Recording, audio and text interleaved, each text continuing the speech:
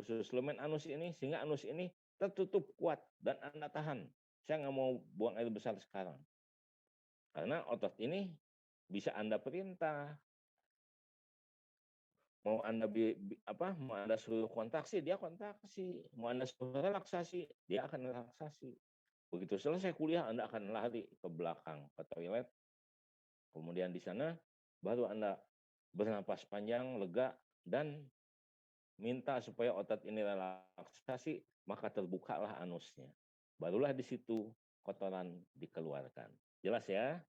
Jadi yang dua otot pada daerah anus itu tidak bisa kita atur, tapi yang satu lagi adalah sekehendak kita. Kita mau kontraksi supaya nutup atau kita mau buka dalam keadaan relaksasi. Jelas ya? Oke, lanjut, next. Fungsi daripada kolon atau usus besar tadi, seperti tadi saya bilang, dia akan menyerap air sisa. Sebagian besar air itu sudah diserap di usus halus ya. Jadi di usus besar itu nanti sebagian kecil air akan diserap lagi supaya kotoran kita tidak terlalu lembek ya. Sehingga kotoran itu nanti akan keluar dalam bentuk semi solid atau setengah padat. Jadi di usus besar ini kecuali diserap air juga elektrolit dan sedikit vitamin di sana. Fungsi usus yang kedua yaitu tadi dia akan membentuk massa semi solid atau lembek dan terbentuklah yang namanya kotoran atau feses. Dan di sini juga di usus besar itu ada yang namanya bakteri pembusuk. Jadi seperti saya sudah ceritakan dulu, itu sebabnya semua feses pada manusia selalu berbau busuk. Tidak ada yang baunya wangi, biarpun Anda minum minyak wangi sampai 1 botol ya, yang parfum itu tetap saja nanti buang air besarnya akan berbau karena adanya bakteri pembusuk di dalam usus besar kita. Tidak ada kecuali mau dia kaisar, mau dia dokter, mau maharaja, mau presiden, siapapun juga semua akan sama. Dan di samping itu, di dalam usus besar ini kita dapatkan ini bakteri coli. Tapi bakteri coli ini ternyata dia kalau dalam keadaan atau jumlahnya sedikit, dia kerjasama dengan bakteri lain yang ada di kolon itu. Tapi kalau dia tiba-tiba jadi banyak atau ada luka di usus besar kita, maka dia akan menyebabkan penyakit.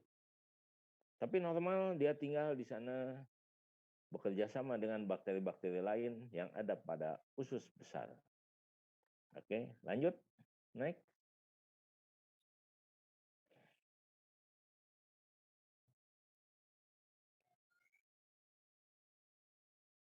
Usus besar ini tadi sudah saya jelaskan berfungsi untuk memekatkan kotoran tadi.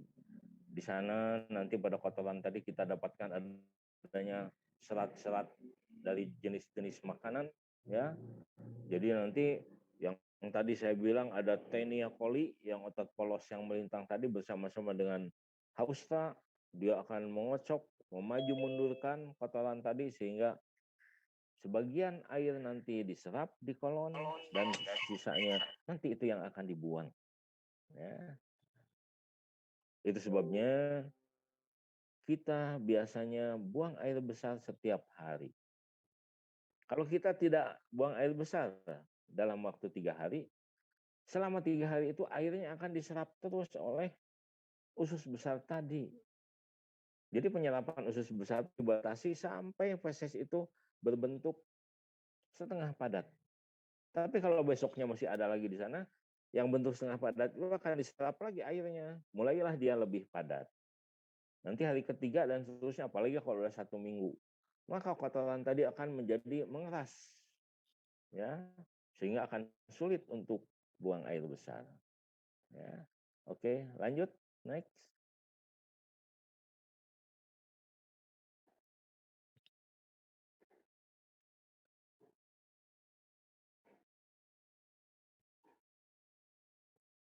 Di seluruh saluran pencernaan tadi kita dapatkan juga adanya hormon-hormon pencernaan.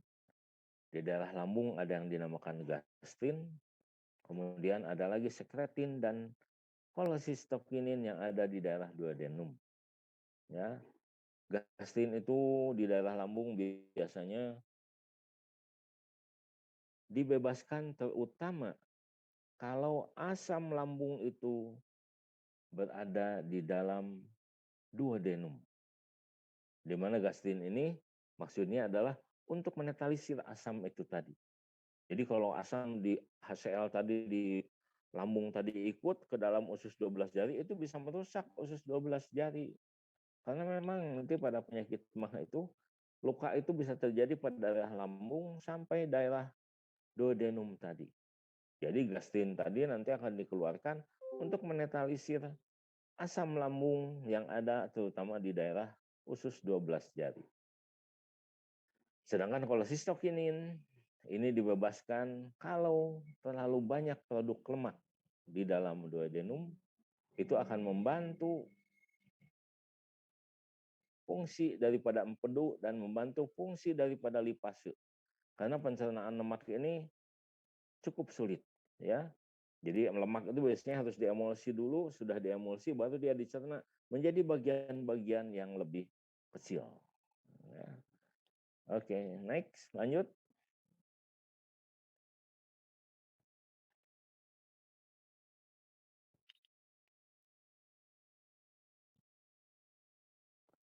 Bagian terakhir itu adalah anus yang tadi sudah saya jelaskan. Jadi kalau kotoran sudah sampai di daerah rektum, rektum itu berbatasan langsung dengan anus ya. Jadi sudah sampai di rektum, maka otot-otot anus ini yang dua macam akan mengalami relaksasi, yaitu sphincter internus yang bagian dalam, kemudian yang di bagian tengah adalah sphincter levator ani. Ini akan otomatis. Dia tidak mau mungkin menanggung beban beratnya kotoran tadi, jadi dia rileks. Tapi yang paling bawah inilah kita yang mengatur.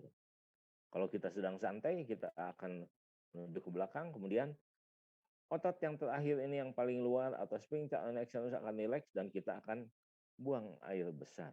Jadi ini kerjanya bisa diatur oleh pikiran kita. Ya, next, lanjut.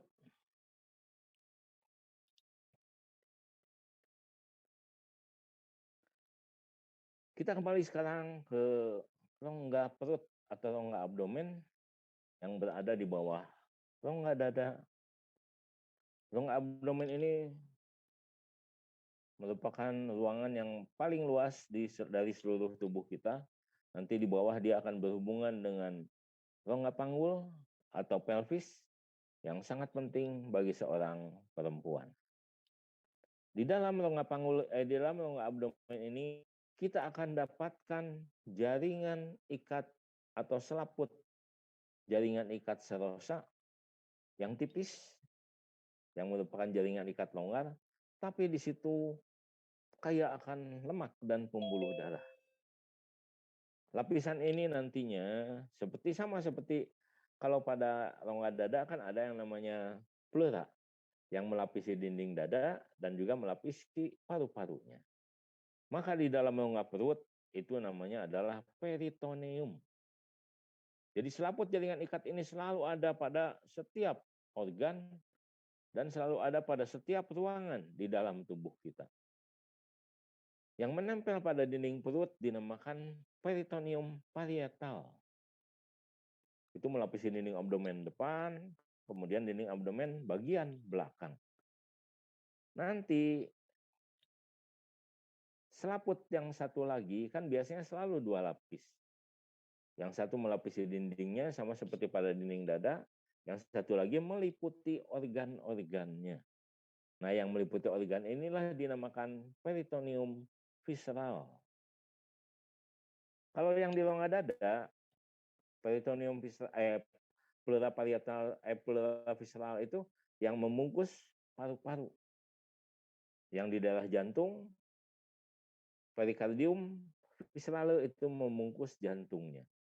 Pada rongga abdomen, peritoneum ini yang melapis dinding abdomen atau dinding perut itu peritoneum parietal, dan yang membungkus jaringan-jaringan usus, liver, gaster, usus besar, ya, kemudian limpa dan lain sebagainya itu namanya adalah peritoneum visceral. Kita sekarang yang lagi membicarakan saluran pencernaan. Jadi yang ada dalam rongga abdomen yang pertama itu adalah gaster atau lambung. Lambung inilah yang ditutup oleh peritoneum visceral dan di sini namanya berubah menjadi omentum. Dan omentum ini nanti akan bergabung dengan peritoneum parietal yang nempel pada dinding belakang abdomen untuk menggantung lambung itu nempel ke dinding belakang abdomen yang dinamakan omentum maius dan omentum minus. Kemudian peritoneum visceral ini membungkus terus ke usus halus. Kan sesudah lambung nanti ada usus halus, peritoneum visceralnya sama. Dia membungkus mulai dari duodenum, yejunum, ileum, dan dia juga sama akan berhubungan dengan peritoneum parietal yang ada di dinding belakang abdomen. Dan yang membungkus usus halus dinamakan mesenterium. Semua sama, baik untuk duodenum, yejunum, ataupun ileum. Dia akan terus membungkus ke usus besar, bagian paling akhir dari saluran pencernaan. Yang membungkus usus besar itu mulai dari kolon ascenden, kolon transversum, kolon descenden, kemudian kolon sigmoid, ya, rectum. Itu dinamakan mesokolon. Dan mesokolon ini sama seperti mesenterium dan omentum, dia pun akan menempel ke dinding belakang abdomen bersatu dengan peritoneum parietal tadi.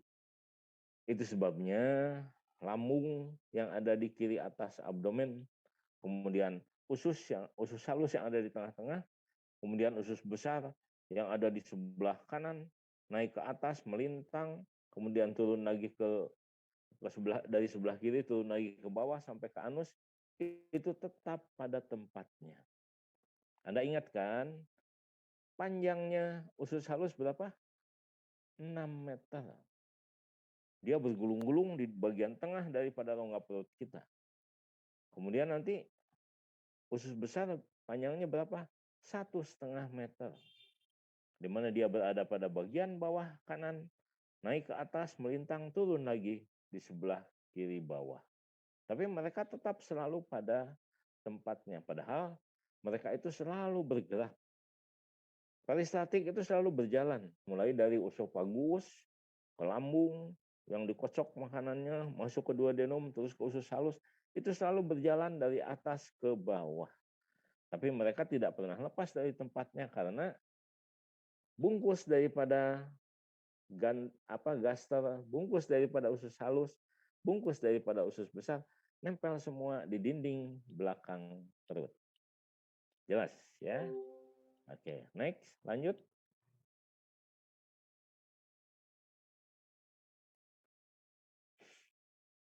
Kita lihat sekarang kelenjar. Kelenjar dari saluran pencernaan itu ada 2, ya, yaitu hati atau hepar, dan satu lagi adalah pankreas. Dua-duanya akan menghasilkan semacam getah pencernaan yang akan membantu proses pencernaan daripada makanan sehingga bahan makanan tadi menjadi jauh lebih halus dan bisa diserap di usus halus.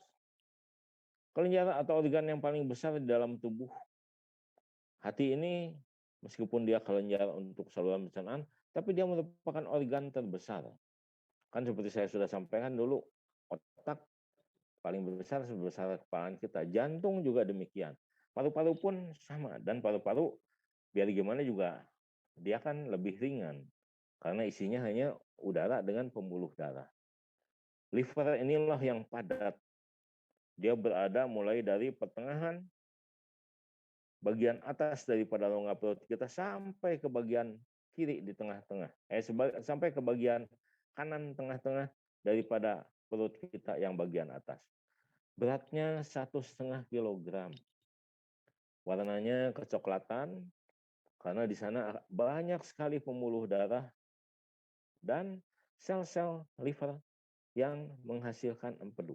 Ingat, empedu itu dihasilkan oleh liver atau hepar. Tidak dihasilkan oleh kandung empedu. Kandung empedu itu hanya merupakan gudang, tempat penyimpanan empedu yang diproduksi di liver. Nah, liver inilah yang fungsinya cukup penting di dalam tubuh kita. Pertama, dia melakukan atau membantu metabolisme semua jenis makanan, baik glukosa, protein, dan lemak. Ya. Kemudian di samping membantu metabolisme, dia juga melakukan penyimpanan. Jadi dia nanti menyimpan glukosa berupa glikogen di dalam liver. Menyimpan lemak di dalam liver juga. Juga menyimpan bermacam-macam vitamin dan zat besi. Zat besi ini kenapa harus disimpan sebagai cadangan? Karena nanti kalau sel darah merah itu mati, maka itu akan terpisah antara zat besi dengan bagian yang lainnya. Nanti zat besi ini akan digunakan lagi pada saat pembentukan sel darah merah yang baru. Ya. Kemudian fungsi yang kedua tadi adalah sekresi, yaitu menghasilkan empedu. Fungsi yang ketiga adalah penyimpanan, dan fungsi terakhir adalah detoksifikasi. Ini yang penting. Di sini seperti kita tahu, kita hampir proses-proses dari seluruh tubuh kita itu menggunakan hormon, memerlukan vitamin dan mineral. Di samping yang harus ada adalah oksigen dan nutrisi tadi.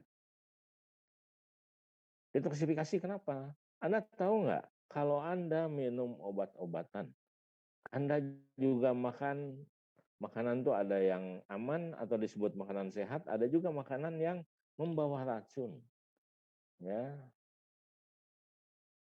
obat-obatan Anda tahu, itu hanya diperlukan sebagian untuk digunakan, misalnya antibiotik digunakan, zat tertentunya untuk membunuh kuman, tapi zat yang lainnya itu di dalam tubuh akan menjadi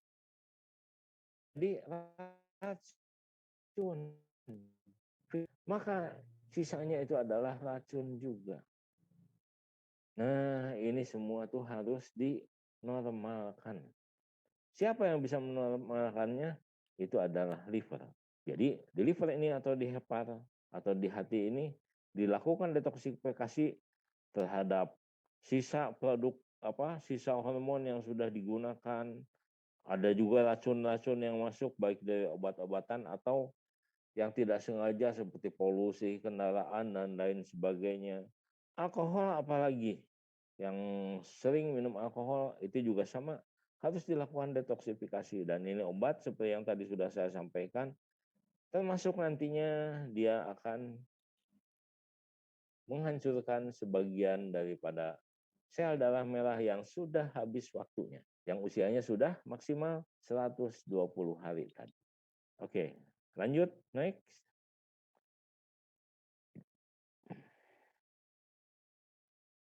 Nah, kita lihat di sini kan, ini adalah rongga abdomen. Nah, Anda perhatikan ini, dan ini harus Anda hafalkan. Ini adalah liver, yang merupakan organ terbesar di tubuh kita. Dengan fungsinya tadi, dia memproduksi empedu, ikut dalam metabolisme semua bahan makanan dasar, karbohidrat, protein, dan lemak. Kemudian dia melakukan detoksifikasi, ya, dan dia juga melakukan penyimpanan.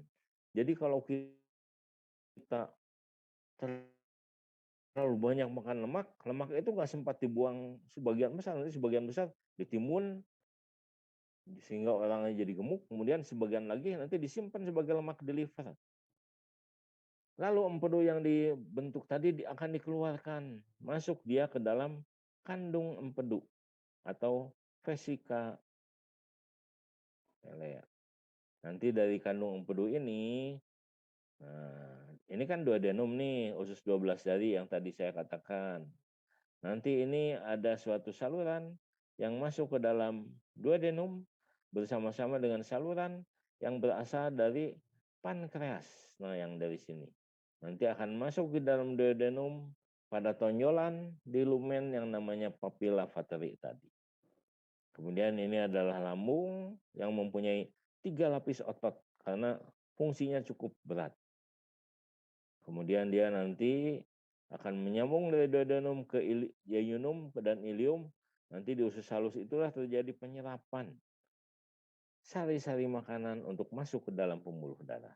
Ini yang tadi saya katakan peritoneum viscerale, di mana kalau pada daerah lambung atau gaster dinamakan omentum. Omentum ini nanti akan menempel di dinding belakang abdomen. Sedangkan pada usus halus, yaitu pada duodenum, jejunum, dan ilium, ini dinamakan apa? Mesenterium. Dan pada usus besar atau kolon, ini dinamakan mesokolon. Ini banyak mengandung pembuluh darah dan juga jaringan lemak. Nah, ini adalah usus besar sendiri atau kolon, di mana bagian pertamanya adalah sekum, di mana tempat bermuara daripada bagian terakhir usus halus yaitu ilium. Dan di sekum ini ada usus buntu atau appendix. Dan pada itu sebabnya bentuk kolon itu berbeda dengan usus halus. Kalau usus halus dia seperti ini polos dinding luarnya. Tapi pada kolon bagian luarnya ada gelembung-gelembung karena kontraksi daripada tenia coli ini, yaitu otot polos yang berada sepanjang usus besar tadi. Dan bagian akhir dari kolon tadi yaitu sesudah kolon sigmoid ini adalah rektum, dan ini adalah yang berhubungan nanti dengan anus. Ya, jadi bagian terakhirnya adalah anus. Lanjut, next.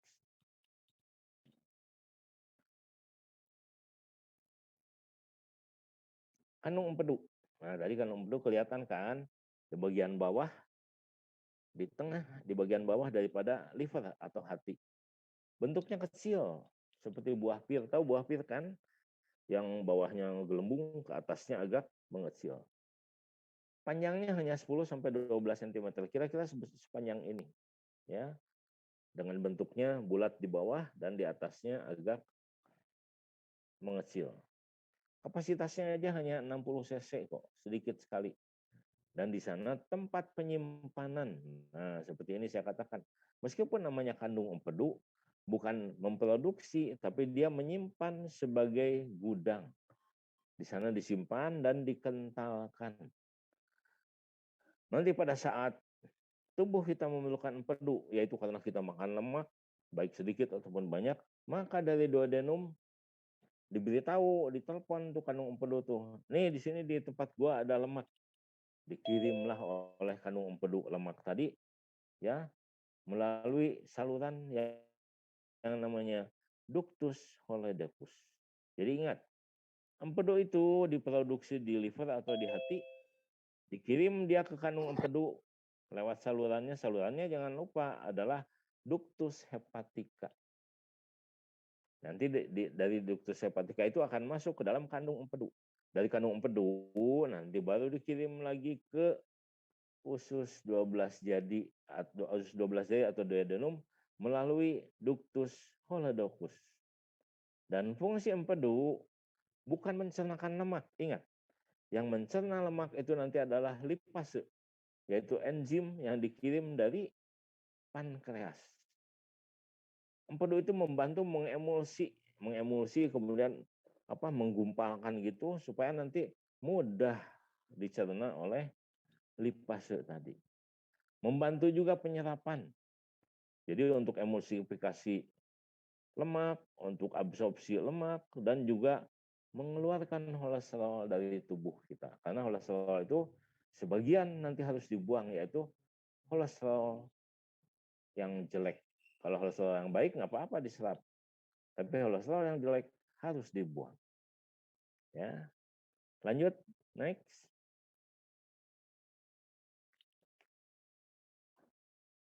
Pankreas. Tadi sudah saya perlihatkan, pankreas itu letaknya tepat pada lekukan duodenum. Jadi usus 12 jari kan dari lambung, ya, dari lambung nanti ujungnya masuk ke usus 12 jari, bagian pertama dari usus halus. Nah, dilekukan kan bentuknya seperti huruf U, duodenum itu. Nanti disinilah dilakukan itu kita dapatkan adanya pankreas. Pankreas ini juga kecil, panjangnya hanya sekitar 15 cm seginilah kira-kira ya, sepanjangnya segini. Dan itu terdiri dari bagian kepala, bagian badan, dan bagian ekor. Fungsinya, dia punya dua fungsi karena dia punya dua jenis kelenjar. Yang pertama adalah kelenjar eksokrin, masih ingat ya, kelenjar eksokrin, yaitu kelenjar yang mengeluarkan produksinya lewat suatu saluran. Jadi dari pankreas tadi yang diproduksi dari kelenjar eksokrin, dia akan melalui satu saluran sama seperti empedu dari kandung empedu. Salurannya kan namanya ductus holodocus. Kalau dari pankreas namanya ductus pancreaticus. Lalu masuklah mereka dua-duanya di papilla vateri di lumen duodenum atau di apa? Di saluran yang berada pada tengah-tengah dari usus 12 jari. Dan akan keluar di situ dari kelenjar eksokrin itu lipase, amilase, dan protease. Tapi pankreas juga di sana punya kelenjar endokrin atau kelenjar buntu yang akan menghasilkan hormon. Tapi hormon seperti saya nanti yang sudah saya jelaskan itu, hormon itu dia seperti gua yang ada di dalam perut bumi. Di dalam perut bumi kan ada rongga-rongga yang menghasilkan apa? Minyak, yang menghasilkan gas bumi. Itu tidak bisa keluar karena tidak punya saluran. Mereka kalau mau keluar isinya itu harus dibor, dilubangin, baru minyak atau gas itu keluar dari permukaan bumi. Tapi kalau yang di dalam tubuh kita seperti kelenjar tiroid, kelenjar hipofise ya, atau kelenjar-kelenjar endokrin yang ada di pankreas itu tidak mungkin dibor. Dan Tuhan sudah memberikan apa? Jalan keluar. Si kelenjar tadi akan dilingkupi atau dipeluk gitu dengan ini oleh kapiler-kapiler pembuluh darah. Sama seperti yang saya jelaskan pada alveolus yang di paru-paru. Kan alveolus juga bentuknya sama seperti gelembung gitu, ada rongga, itu dilingkupi oleh kapiler yang banyak. Kan supaya apa? Supaya oksigen yang diserap dari udara akan masuk langsung ke dalam pembuluh darah lewat dinding kapiler tadi. Kelenjar endokrin juga sama, dia kan memproduksi tuh hormon-hormon. Nah, nanti ada pembuluh darah itu nempel di kelenjar tadi sehingga hasil produksinya yang berupa hormon langsung masuk ke pembuluh darah untuk diedarkan menuju ke organ yang memerlukan. Jelas? Dan kelenjar endokrin pada pankreas ini yang sangat terkenal, yang biasa kita kenal adalah insulin untuk apa? Metabolisme karbohidrat di dalam pembuluh darah. Jelas? Oke, lanjut. Next.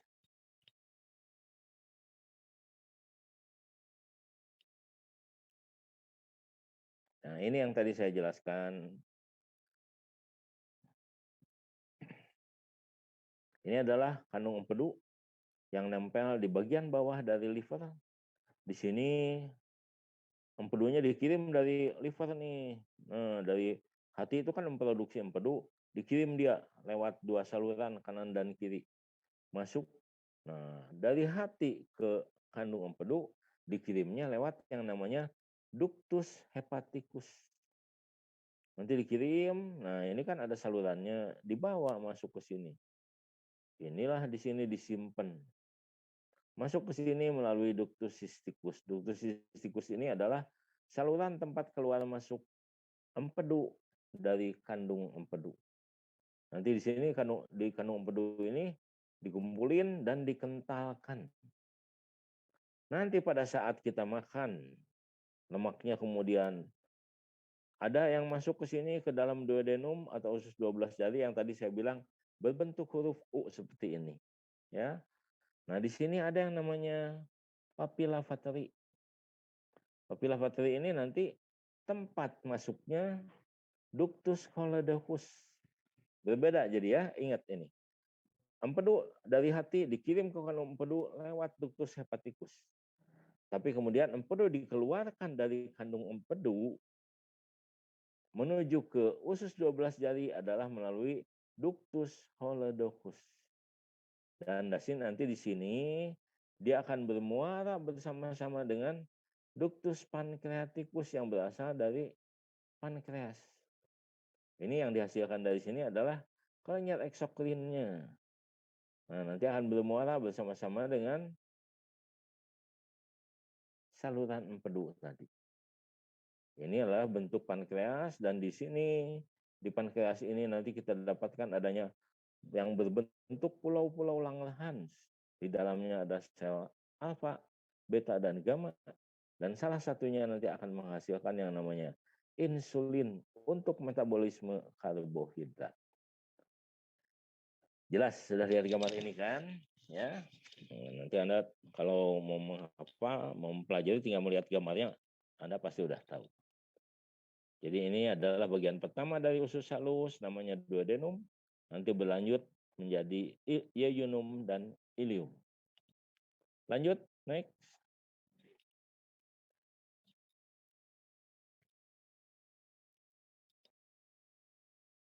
Ini yang tadi sudah saya ceritakan. Kelenjar eksokrinnya yang tadi salurannya masuk ke dalam duodenum, ya, menghasilkan protease untuk mencerna protein. Jenisnya itu ada trypsinogen, chymotrypsin, karboksipeptidase. Yang kedua adalah lipase pankreas. Ujungnya pakai se nih, yang getah pankreas di kelenjar eksokrin ini. Lipase pankreas untuk mencerna lemak. Nah, nanti hasil akhirnya adalah asam lemak dan gliserol. Yang ketiga apa yang dihasilkan? Amilase. Tuh sama pakai se lagi di sini. Amilase ini untuk mencerna karbohidrat sampai bagian yang paling kecil. Sehingga terbentuklah nantinya monosakarid, bukan disaharid, ya. Dan yang terakhir itu adalah ribonuklease dan deoksiribonuklease nanti akan mencerna atau menghidrolisis RNA dan DNA. Lanjut, next.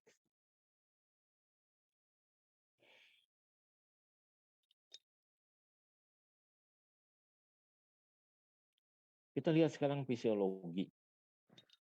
Anda baca ya nanti, apa maksudnya fisiologi? Fisiologi itu adalah fungsi daripada organ atau sistem organ yang ada dalam tubuh kita dalam keadaan normal. Jadi dalam keadaan normal, fungsi daripada sistem pencernaan adalah ini. Yang pertama adalah adanya pergerakan makanan. Jelaslah, makanan itu kan bergerak mulai dari mulut sampai ke anus melalui satu saluran, yaitu saluran pencernaan. Yang kedua, fungsi daripada sistem pencernaan adalah mensekresi getah-getah pencernaan. Tadi saya sebutkan ada empedu, ada lipase, ya, ada protease, dan lain-lain. Apa yang ketiga? Makanan yang sudah dicerna sampai dihaluskan menjadi partikel yang paling halus tadi kan harus dibawa ke pembuluh darah. Maka di sini fungsi daripada sistem pencernaan adalah penyerapan atau absorpsi. Dan nanti yang diserap di daerah usus halus tadi tidak hanya makanan dengan cairan saja. Cairan-cairan yang akan sebagian diserap, sebagian lagi nanti ditinggal untuk masuk ke dalam usus besar. Nantinya absorpsi itu hasil pencernaan, absorpsi air, garam, elektrolit akan masuk di daerah usus halus, jejunum, dan ileum. Fungsi yang ketiga,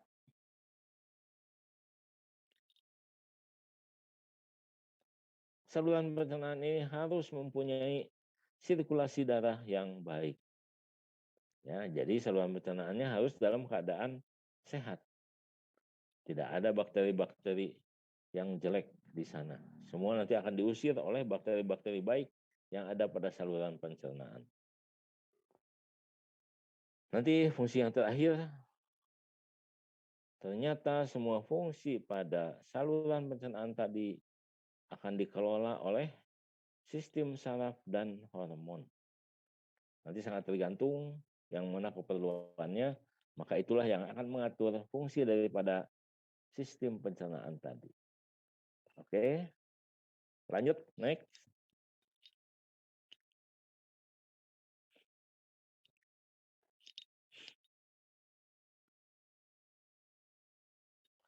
Sistem pencernaan kita ini,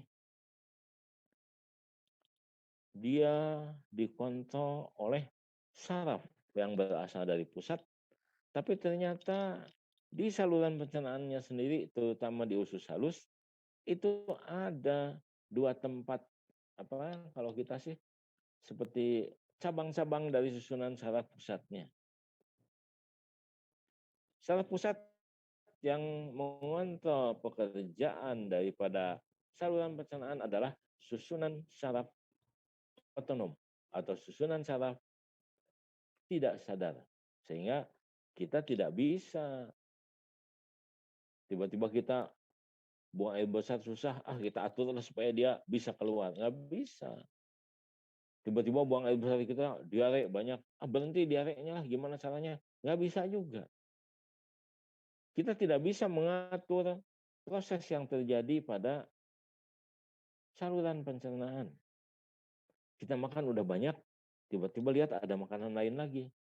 Biasanya kalau kita udah kenyang, malas kita makan yang lain. Kita suruhlah gastro atau lambung ini cepat-cepat mengosongkan. Itu juga nggak bisa. Karena di lambung tadi sudah ada proses di mana makanan yang ada itu harus dicampur dulu jadi setengah cair yang namanya kimus, baru dikeluarkan lewat duodenum. Dan itu pun tidak bisa sekaligus. Itu harus bertahap sesuai dengan volume atau isi duodenum yang cukup pendek tadi. Itu sebabnya kenapa kita tidak bisa mengontrol atau mengatur saluran pencernaan mulai dari daerah usofagus sampai ke daerah rektum tadi.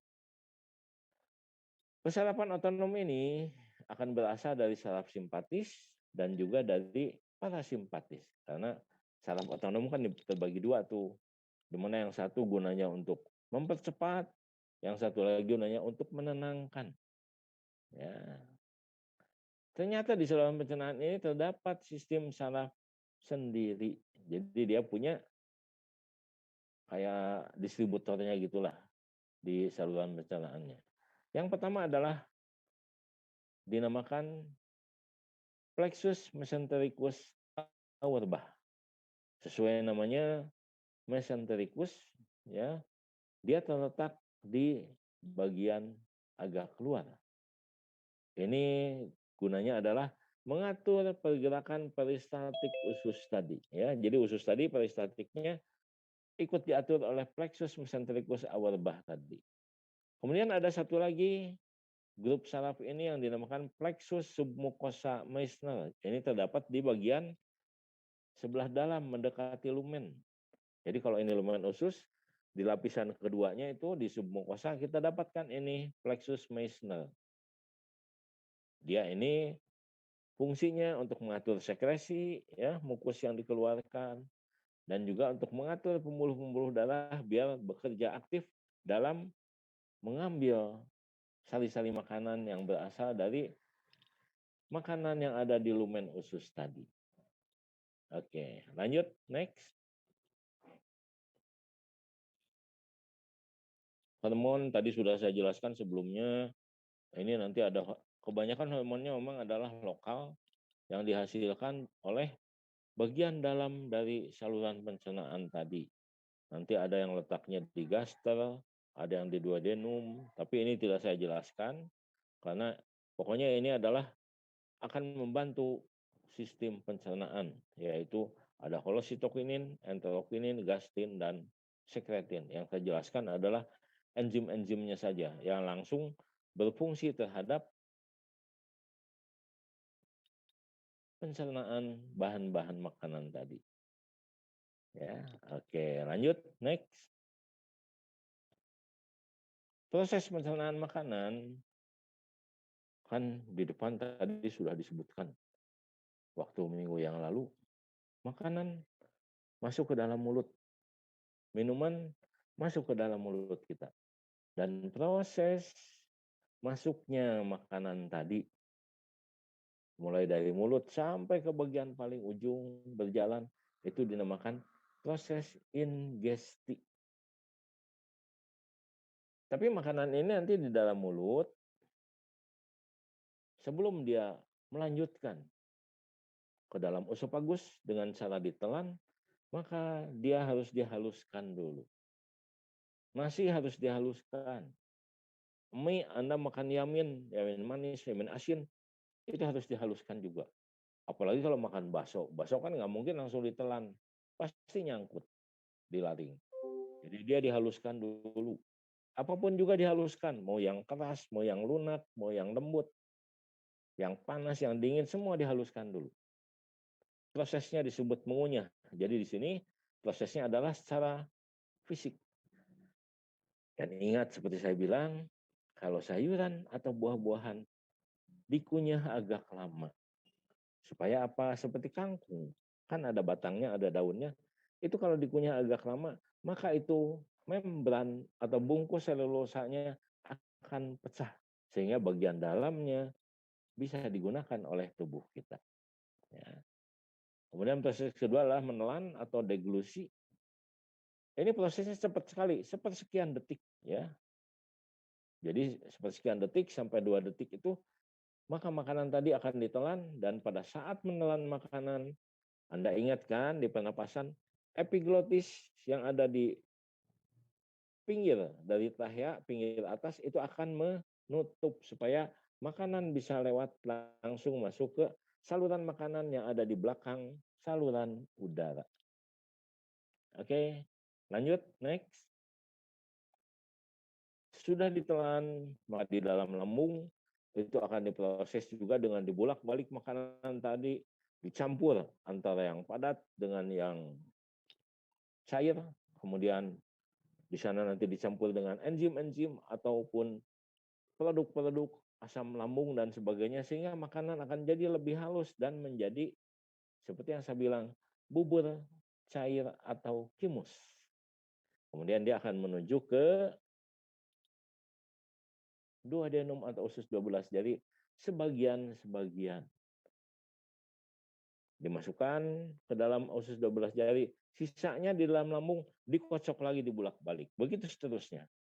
Sampai nanti yang paling cair akan masuk lagi ke duodenum. Dan seterusnya sampai semua makanan yang ada dalam lambung menjadi kosong. Habis seluruhnya masuk ke duodenum. Lanjut, next. Di usus halus, nah, di sini yang penting kecuali mencerna jadi lebih halus lagi. Nah, di sini enzimnya dikeluarkan oleh mukosa atau dinding dari usus halusnya sendiri. Dibantu tadi waktu ada di duodenum, ada empedu yang masuk ke dalam usus halus, ada lipase, amilase, dan protease, dan sebagainya. Ya. Di dalam duodenum ini sebagian dicerna, sebagian lagi nanti akan diselesaikan di daerah jejunum dan ileum. Sampai di situ sudah yang halus sekali, baru nanti akan diserap ke dinding usus halus yang ada filus-filusnya tadi atau tonjolan-tonjolan protoplasma dari lumen usus halus tadi. Sebagian nanti mulai diserap di jejunum, sebagian lagi menuju ke ileum, nanti di sana pun sama. Dilebih haluskan lagi dan diserap lagi. Baik itu berupa bahan makanan yang sudah paling halus, cairan, elektrolit, ataupun vitamin. Tapi ingat, serat-serat itu nggak diserap. Dia nanti akan dibuang terus menuju ke usus besar untuk bercampur dengan bahan-bahan yang akan menjadi feses atau kotoran. Ya. Oke, lanjut, next. Di usus besar, tadi juga sudah saya jelaskan sebelumnya, di sana sebagian air yang tersisa akan diserap juga. Tapi tidak dihabiskan, ingat. Jadi kalau 1 hari di dalam usus besar, sebagian aja airnya yang diserap, nanti sebagian lagi akan mengikuti kotoran itu dikeluarkan dari tubuh kita. Ya, di kolon juga atau di usus besar sama. Makanan sisa tadi, bukan bahan makanan yang mau diserap nih, makanan sisa tadi akan didorong, turunkan, yaitu dengan cara apa? Kontraksi dari Taenia coli tadi dengan Hausta tadi. Jadi bahan makanan itu akan dibulak-balik, dorong, itu kan ke atas. Ya, sampai nanti mencapai apa? Yang paling ujung, rektum. Begitu sampai di rektum, langsung dia telepon ke otak, buang ini kotoran. Nah, otak lalu memerintahkan ke anus itu tadi, ya udah buang aja. Tadi yang memberitahu kan rektum, bahwa di sana sudah banyak kotoran, malas nih aku. Nah, beritahu ke otak, otaknya telepon lagi ke anus, udah keluarin. Nah, tapi karena Anda lagi sibuk, lagi ada halangan, ya, atau lagi ada tamu misalnya, ya Anda terpaksa masa bilang ke tamunya, saya mau buang air besar dulu, kan nggak mungkin. Pasti Anda tahan dulu, kalau bisa ditahan. Biasanya yang tidak bisa ditahan apa? Kalau lagi diare. Kalau lagi diare, itu tidak ada kompromi. Pasti itu akan langsung keluar, karena itu merupakan suatu gangguan dari sistem pencernaan. Ya, oke. Next, lanjut.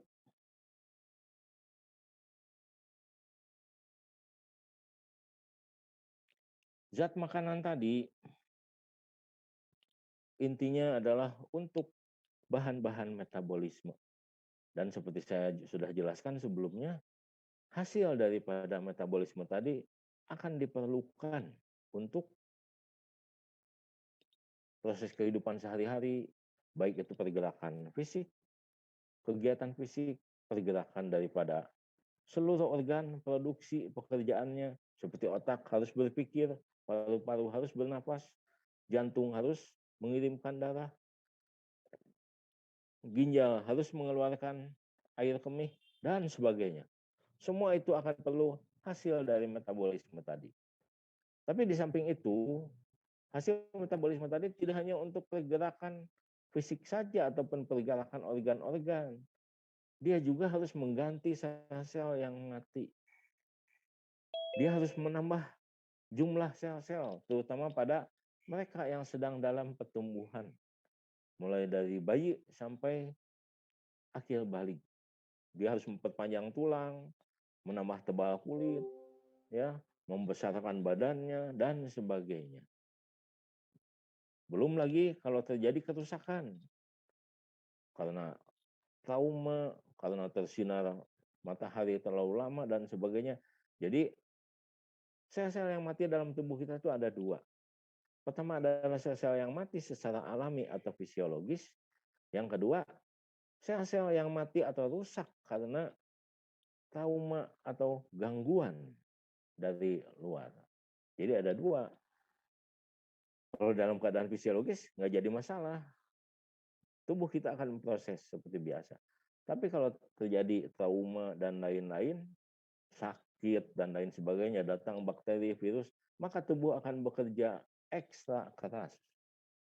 Itu sebabnya pada orang sakit diharuskan untuk selalu bisa makan. Ya. Dan Anda tahu sendiri kan, kalau orang sakit itu tadi susah makan, badannya akan bertambah kurus. Karena apa? Karena cadangan makanan dia dipecah menjadi energi tadi. Untuk pergerakan dia meskipun sedikit karena dia lagi sakit, tapi juga untuk mengganti sel-sel yang mati atau yang rusak tadi. Jadi akhirnya cadangan makanan banyak dihabiskan, maka pasiennya akan menjadi semakin kurus. Nah, di sini juga disebutkan kalau pada bayi dan anak-anak, maka di sini diperlukan zat untuk pembangunan tambahan. Karena si anak ini harus menjadi lebih besar. Oke, next, lanjut. Selesai.